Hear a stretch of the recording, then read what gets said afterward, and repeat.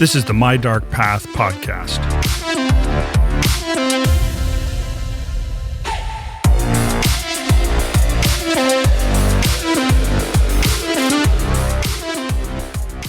It was a dark and stormy night, and I was getting ready to start writing my first novel.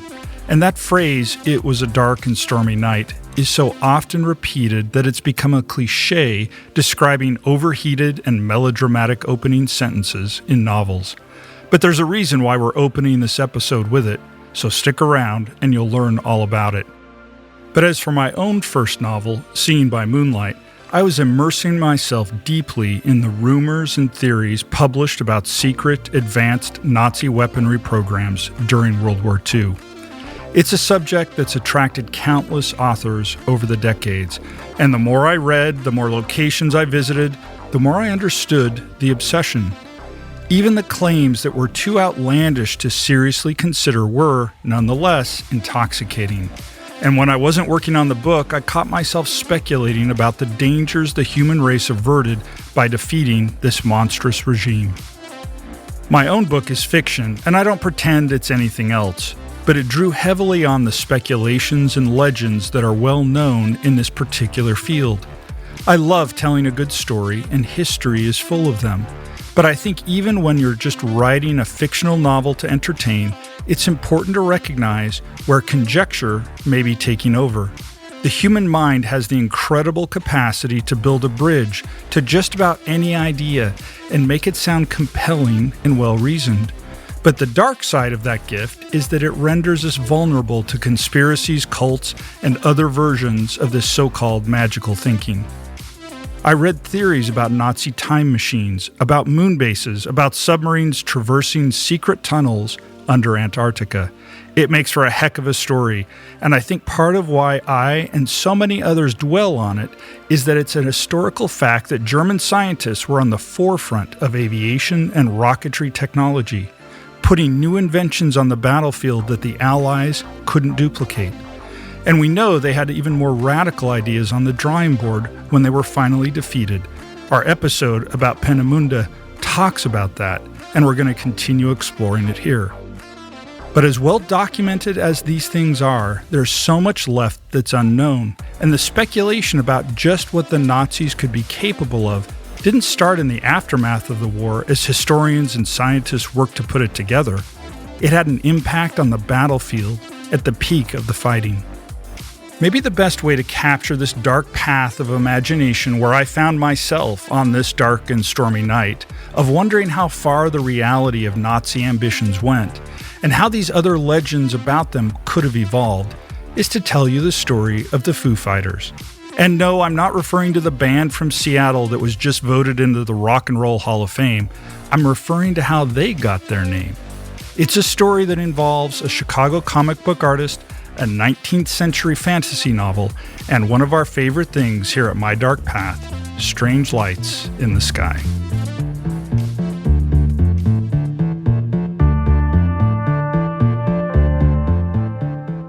Hi, I'm MF Thomas, and this is the My Dark Path podcast. In every episode, we explore the fringes of history, science, and the paranormal.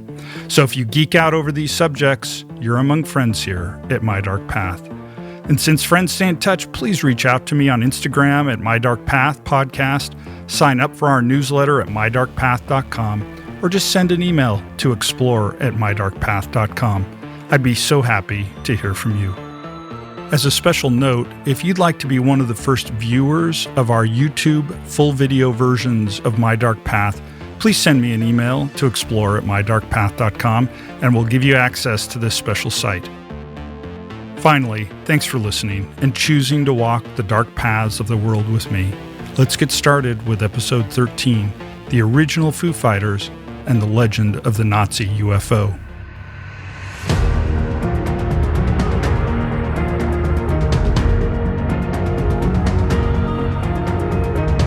Part 1.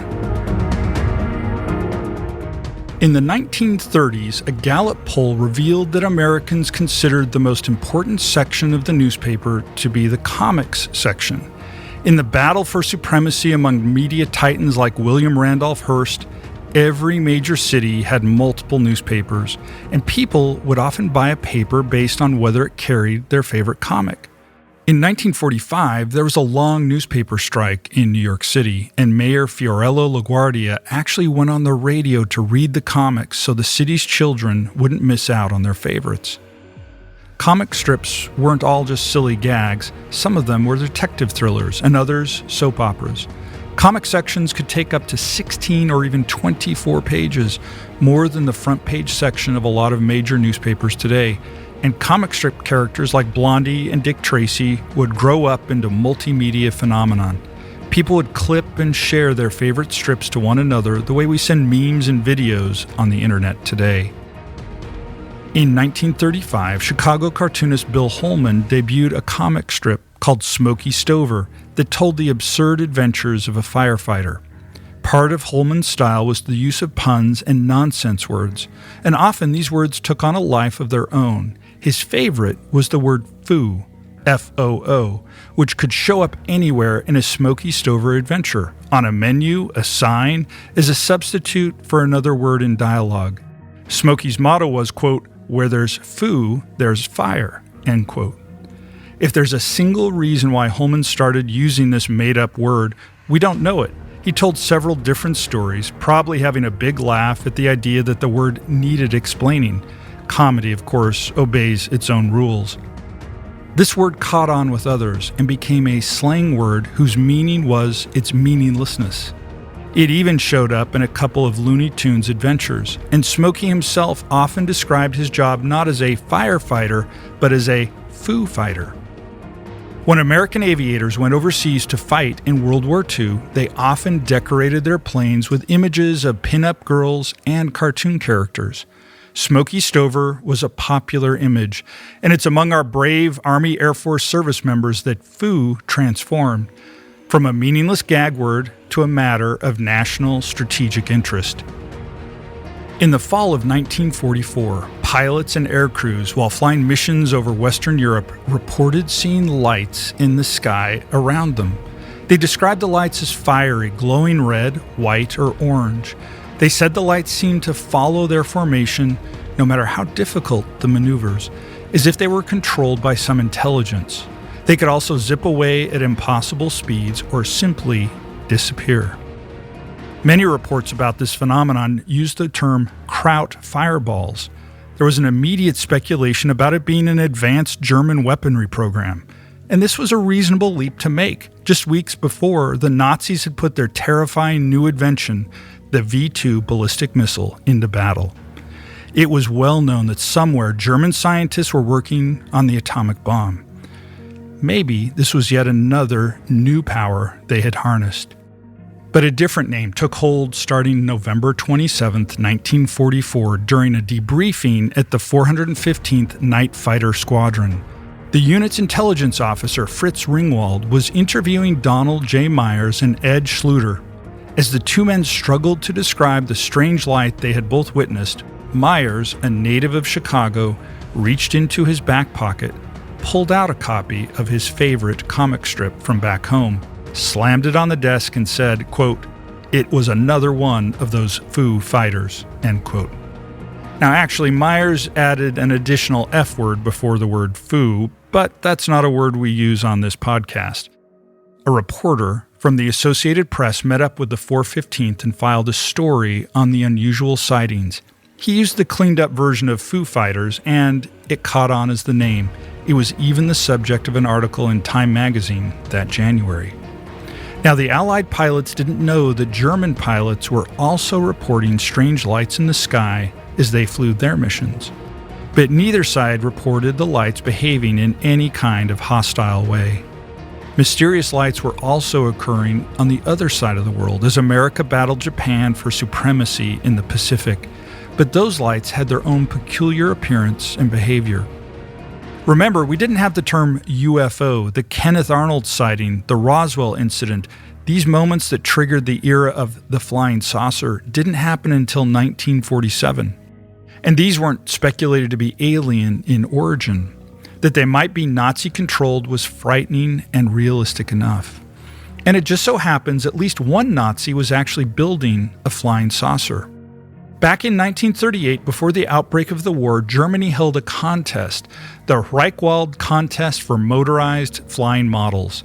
The contest was held in Leipzig and was an opportunity for hobbyists and enthusiasts to test out their models for next-generation flying machines. One of the models was entered by a farmer named Arthur Sack, who'd created an unusual design with a single circular wing. And unlike many of the models put to the test that day, it actually took off and flew. His flight test just happened to be witnessed by Ernst Udet, a decorated pilot who was the chief of armaments procurement for the Luftwaffe, the German Air Force. He was particularly consumed right then with the problem of creating light aircraft which could take off from very short airstrips for reconnaissance or attacks against ground targets. Arthur Sack's disc-shaped model plane just happened to resemble some of the prototypes that Ernst Udet had seen in action, and, impressed, he encouraged Arthur to continue his experiments. Arthur Sack worked for 5 years, producing 5 models of increasing complexity until finally, in 1944, he built the real thing, the Sack A6 V1. Circular, 21 feet in diameter, it stood just 8 feet off the ground and could only fit a single pilot. From the side, you might mistake it for any combat fighter of the 1940s. From above, though, it was a circle with a propeller on one end, a flying saucer. The bad news is it didn't actually fly. Again and again, Sack tried to get it off the ground, but it only managed to make short hops. He kept trying, and from what we can tell, the Nazis thought there was some promise in his design, but they refused his request for an elite test pilot, and he refused to try some of their suggested modifications. The only A6V1 circular aircraft ever built was damaged in an Allied strafing run, and, as far as we can tell, Sack abandoned the project after that. It's provocative, though, to think that this idea didn't come from any of the best and brightest scientists working for Wernher von Braun or others in Nazi Germany. It came from an ordinary farmer who was trying to help the Reich. And with the Luftwaffe keeping such a close eye on his research, is it really lost to posterity? Did they really abandon the idea completely? Arthur Sack's invention figures prominently in the speculation about so-called Nazi UFOs. But we do know this. Even if he had put it in the air, it didn't bear any resemblance to what the Americans were calling the Foo Fighters that were appearing in the skies around their planes. As a note, there's another story of a UFO-type aircraft, the story of the Avro car, a project to develop a flying saucer-like aircraft by the U.S. military in the 1950s. There's actually a specimen of this remaining in the Museum of the U.S. Air Force in Dayton, Ohio. And once I visit it, I'll tell the story of the Avro car, or as it was known originally, Project Y. But back to our story. With the war entering its final stages, it didn't seem to matter as much what the Foo Fighters might be. But the reports compiled by the military on the phenomenon resurfaced just a few years later in the offices of a relatively new department of the U.S. government, the Central Intelligence Agency.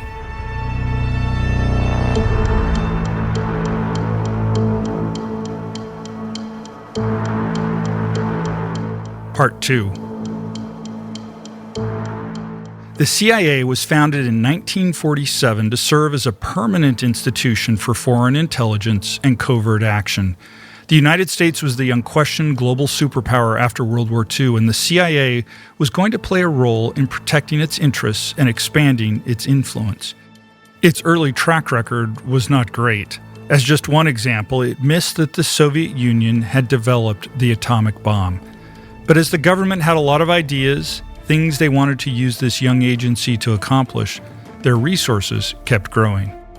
On the night of July 19, 1952, there was a rapid-fire series of strange sightings in the sky and on air traffic control screens in Washington, D.C. It set off a panic that made it all the way to the White House. Multiple blips were appearing on radar, moving erratically. An airman at Andrews Air Force Base reported an orange ball of fire soaring through the air at incredible speed. An airline pilot at National Airport, sitting in the cockpit waiting for clearance to take off, told his control tower that he saw a series of 6 white lights close quickly on his position. and then rapidly change direction and streak out of sight. Fighter jets were scrambled to intercept these objects, only to find nothing there when they arrived. The sightings went on for nearly 6 hours, and word spread quickly through the media. All the way out in Iowa, the Cedar Rapids Gazette published the headline, quote, "Saucers swarm over Capitol," end quote. Amazingly, exactly 1 week later, the strange events repeated themselves. On the night of Saturday, July 26th, there was another series of unexplained radar signals, pilots reporting white lights streaking through the sky. The pilot of an F-94 Starfire jet claimed that they were chasing one of these lights, but even at the jet's maximum speed, he couldn't keep up. The leading theory for these radar signals was a temperature inversion, clashing layers of cool and warm air, a common meteorological phenomenon. But the experienced radar operators on duty that night had never seen air temperature create so many solid, long-lasting radar signatures. By the time it was all over, hundreds of sightings had been reported in and around our nation's capital. At one point, the objects even appeared to fly over the White House. Facing another nationwide round of panicked headlines, President Truman ordered that a call be placed to Air Force Captain Edward J. Ruppelt. You might remember his name from our episode about the early UFO sightings in America. He was the head of Project Blue Book, the military's official investigation into flying saucers, lights in the sky, and any other phenomenon that couldn't be explained. Incredibly, Ruppelt had actually been in D.C. on the first weekend of the sightings and had requested a car so that he could visit the locations and interview the people involved. But the military denied his request. He didn't hold a high enough rank to qualify for a staff car. They suggested he use his own money to hire a cab. Now, we can't say whether this reflected a certain institutional disrespect for Ruppelt's work, but we do know that he didn't hire a cab. Ruppelt was the one to offer the theory about temperature inversion, and it was also suggested that an unexpected meteor shower could have been responsible for some of the eyewitness accounts. Days later, the Pentagon held their largest press conference since World War II, attempting to calm the nation. But behind the scenes, the CIA saw a reason to be very concerned and to study the issue further.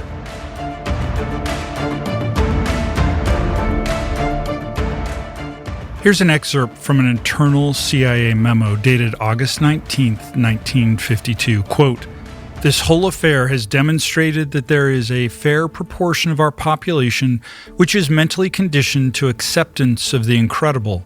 End quote. Whether you agree with that judgment or not, it's a fair description of what the CIA was worried about. Even if there wasn't any such thing as UFOs, it was a national security concern that a sudden surge of sightings could flood communication channels, leading to panicked civilians and military aircraft chasing radar phantoms. If an enemy like the Soviet Union saw how our attention could be distracted with fears of an alien invasion, then the next set of sightings and false reports might not be so accidental. The CIA decided that it needed to investigate UFOs, not because they believed that there was any chance they were real, but because they wanted to find quick ways to identify and explain away these false signals before they could cause any mass confusion. While Project Blue Book was attempting to gather data without jumping to any conclusions, the CIA was starting from the presumption that there was a simple earthly explanation if we just knew how to find it. But in a matter of just a couple of months, they were hitting a wall. There were too many sightings that couldn't be explained as a meteor or as a weather balloon. So they did what any good government agency does in a crisis. They put together a committee.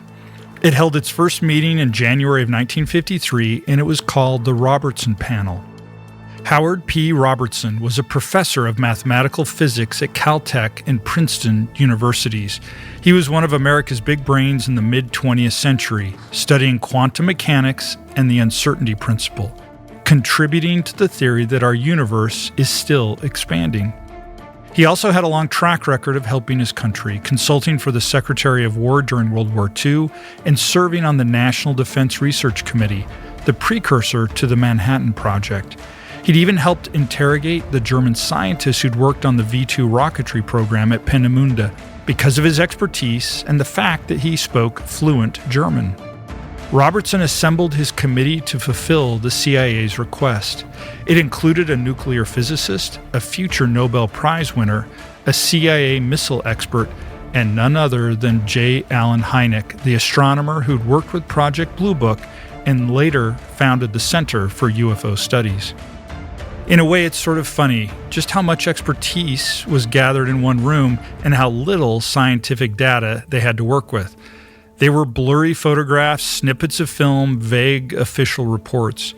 Captain Ruppelt brought 23 of what he called Project Blue Book's best cases, the ones that seemed the most resistant to natural explanation.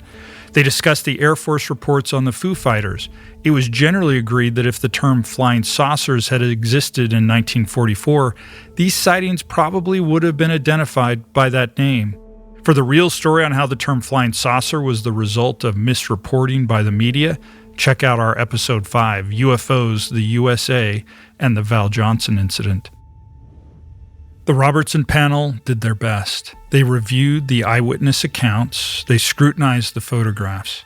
They even spent a long period of time watching slow-motion film of seagulls in flight in order to see if the way they moved and the way the light reflected off of them might resemble some of the footage they'd seen. But in the end, they weren't able to find a quick method to explain away these sightings. They weren't ready to believe in extraterrestrial theories, so they went back to their original question. How could they prevent America's fascination with UFOs from being used against it in the Cold War? Flying saucers were so exciting to Americans that they were showing up on movie screens and in sci-fi books. UFO societies were forming around the country so that amateur enthusiasts could conduct their own investigations. After the summary reports of the Robertson panel were compiled, the CIA proposed 2 courses of action that, put together, proved to be absurdly self-defeating. First, they recommended a coordinated public messaging campaign designed to assure the public that there was no such thing as UFOs. Second, they would start spying on groups of UFO enthusiasts, just to make sure they weren't being infiltrated by Soviet agents, you see. A government aggressively pronouncing that there's nothing to see here while also spying on its own people about that very subject, well, I can't think of a better recipe for inflaming people's belief that there was something the government wasn't revealing.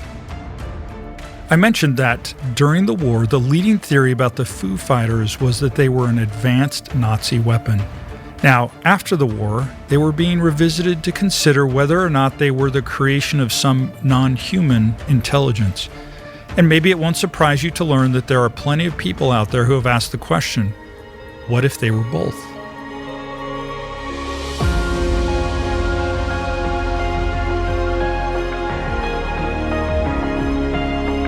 Part 3. Quote, "The German tends to resort to magic, to some nonsensical belief which he tries to validate by way of hysterics and physical force.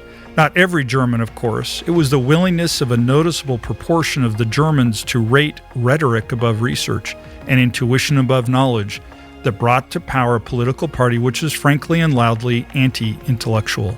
End quote.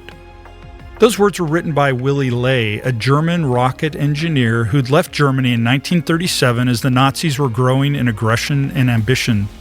It's still a very relevant quote today in the face of the moral panic around topics that are factually incorrect.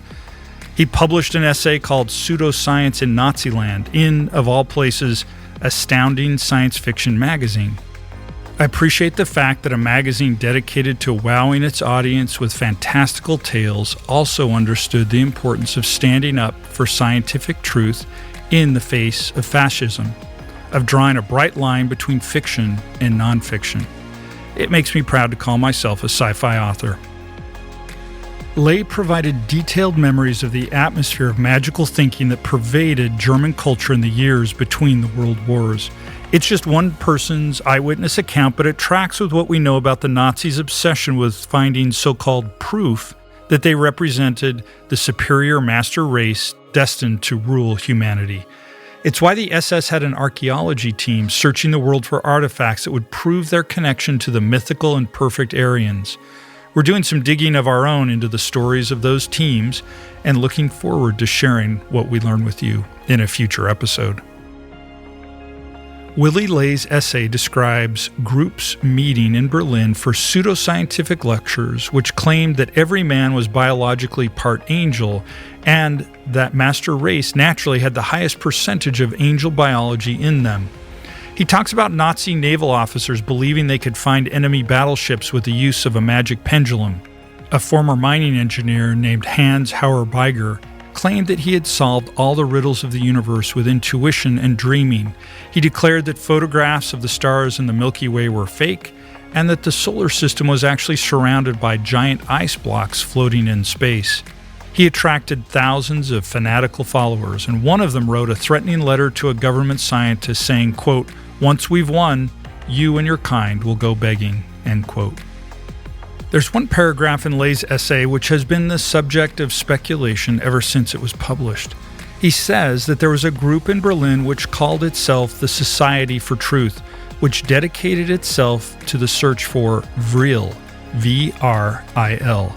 They believed that Vril was a secret power which had allowed the British to colonize the world and ancient Rome to build its empire. And with Vril, they believed they would become superhuman and create weapons that would let them rule the world. And what is Vril? I'm glad you asked.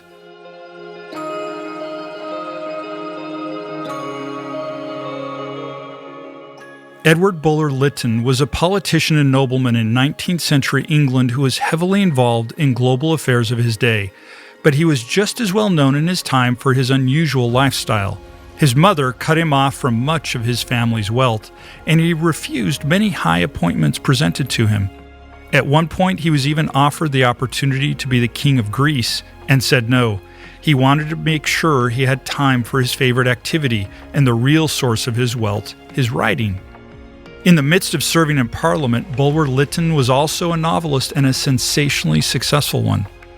It was Bulwer-Lytton who'd coined the phrase, "It was a dark and stormy night," and that's why we started this episode with it.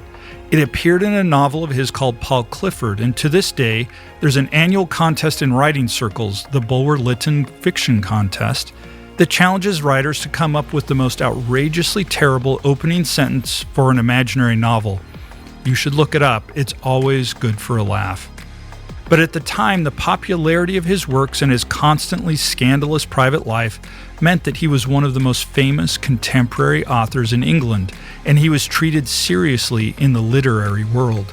He even convinced Charles Dickens to change the ending of Great Expectations to make it happier. In 1871, as his health was diminishing, Bulwer-Lytton published a book called The Coming Race.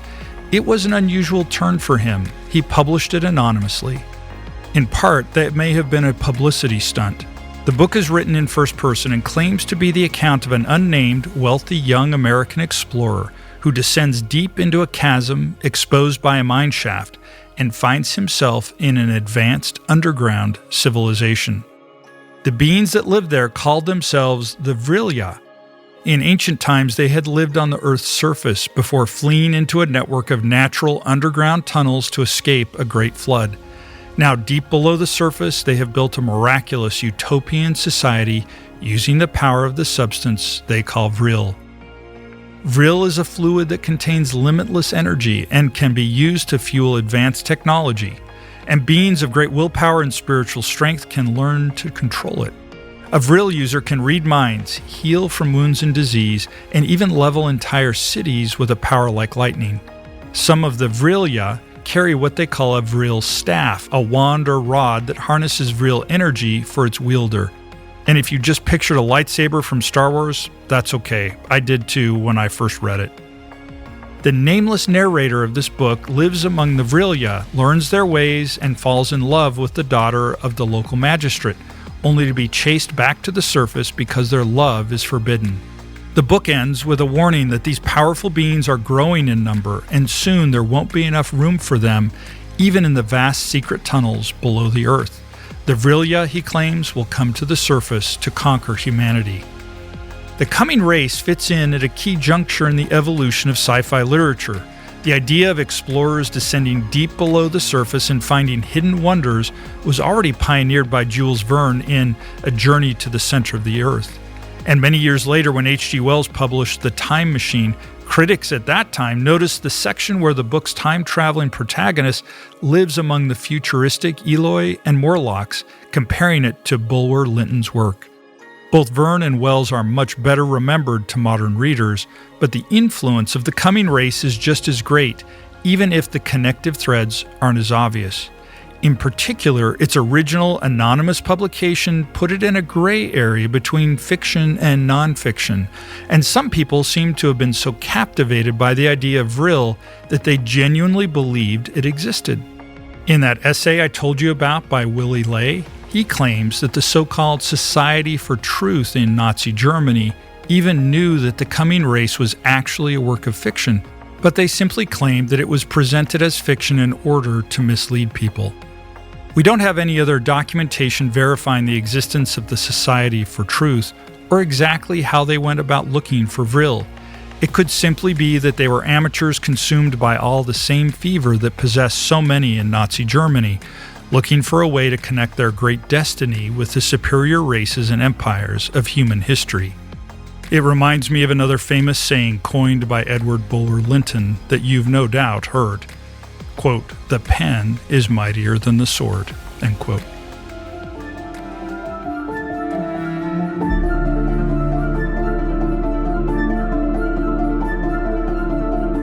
Part 4. The reason why stories like the Foo Fighters and the 1952 sightings over Washington, D.C. remain so fascinating and frightening is that nothing human-made could move as fast or maneuver so strangely as those lights in the sky seemed to behave. If it was indeed some form of technology, it would have to have been created by people who had advanced far beyond humanity, people who could control mighty power sources we just couldn't understand. Before we understood what oxygen was and how combustion worked, scientists speculated there was a special substance that created fire. They called it phlogiston, and their theory was that phlogiston escaped into the air when something was burned, which was why it couldn't be reconstituted later. The theory turned out to be somewhat backwards, but I've always liked the idea of phlogiston as a stand-in for a process we don't understand yet. You might look at Vril in much the same way. If we can't understand how it's possible, maybe it's powered by Vril. If we can't pinpoint who made it, maybe it was the people who could control Vril. And until we know the real answer, we might as well call it that. Like the term UFO itself, it represents the unknown. But there's more than that going on in the story of the original Foo Fighters. It just isn't the unknown, it's this powerful human need to find answers, even if we have to imagine them before we can explain them. It's been the province of science fiction authors from the very beginning to imagine devices we can't yet make, discoveries we can't yet reach. How many pieces of technology did we see in old episodes of Star Trek, which are a part of our daily lives now? Tablet computers, wireless medical scanners, and 3D printing come to mind. Even when the CIA was trying in its own clumsy way to dampen our curiosity, it only intensified our need to know. These sightings that are so beautiful and ominous and strange, they stick with us because our curiosity can't be fully suppressed. And even an author spinning out a fantasy on paper can capture our imaginations, convince us that, even though that story comes in the form of speculation or a lie, it might just be a lie that points the way toward truth. The most common consensus in science for what happened in the skies over Europe, for those strange lights that became known as the Foo Fighters, is that it was probably an example of what's known as St. Elmo's fire. St. Elmo's fire is a glowing plasma created by an atmospheric discharge, when electrical energy begins to gather around a long shape like a lightning rod or a ship's mast. It's named after the patron saint of sailors, and we have references going back thousands of years that describe sightings of it. Julius Caesar witnessed it. St. Elmo's fire was seen dancing atop the Hippodrome when the Ottoman Empire laid siege to Constantinople. It was interpreted by the Christians that a sign that God would destroy the Muslim army.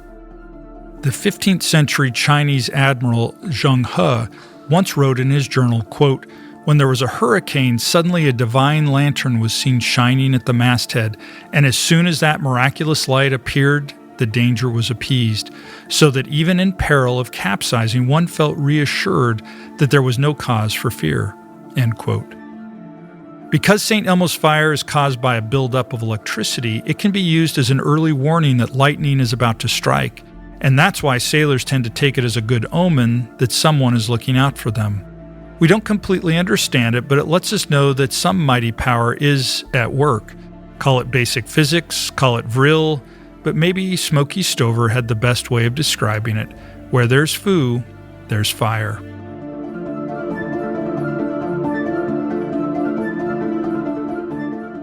One final postscript. This episode has been in the works for months, long before the recent story on 60 Minutes about modern military investigations into what they're now calling UAPs, unidentified aerial phenomenon. Trust me, the whole team here took great interest in that story, and we're following it in order to see what we can incorporate into future episodes. Just take it as a sign that the search for Foo continues.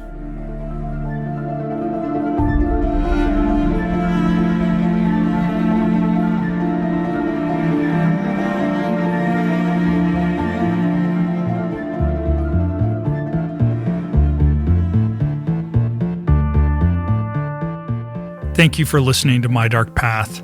I'm MF Thomas, the creator and host.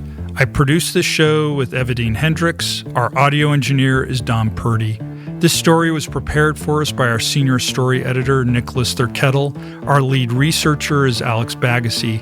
Big thank yous to them and the entire My Dark Path team. Please take a moment and give My Dark Path a 5-star rating wherever you're listening. It really helps the show grow, and we'd love to hear from you. Again, thanks for walking the dark paths of history, science, and the paranormal with me. Until next time, good night.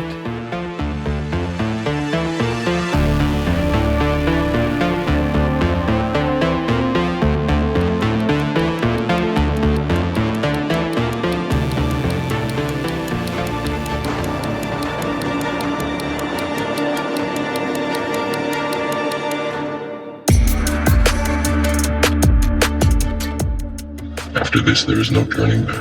You take the red pill, you stay in Wonderland, and I show you how deep the rabbit hole goes. Follow the white rabbit. What was the diameter of the SAC A6 V1? What was the diameter of the SAC A6 V1?